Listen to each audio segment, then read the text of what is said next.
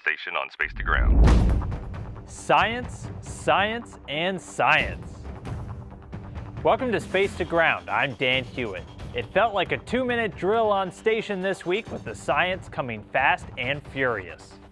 Peggy Whitson worked with the Japanese airlock for some upcoming robotics that will clear space on the exposed facility for a new ultra-high-definition camera payload that will be used for Earth observations. She also spent time over in the microgravity science glove box swapping out gear for the packed bed reactor experiment, which studies technology used in water recovery systems, fuel cells, and other equipment on the station.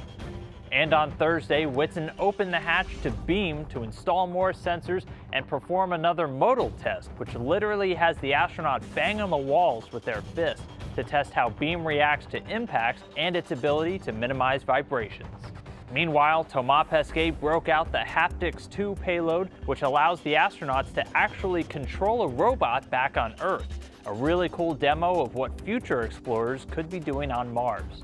He also spun around for the Sphere's slosh experiment, which studies how liquids move around in microgravity, which impacts everything from how the astronauts get their morning coffee to how rocket fuel gets pumped to engines in space.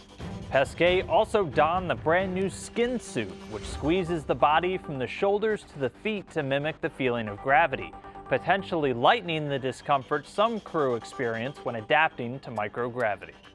Houston, we have a Super Bowl, and the crew on station is gearing up for the big game.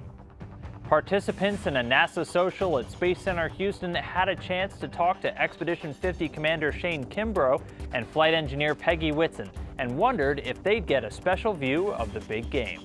Well, I wish we could park it above the stadium and just kind of watch from that perspective, but we can't do that. We're going to be moving at 17,500 miles an hour, whether we want to or not. But we will have the game live up here, so we'll get to watch it. Go learn about some interesting things spaceflight and football have in common at nasa.gov/football. Keep sending your questions using the hashtag #SpaceToGround. We'll see you next week. Subscribe for more space.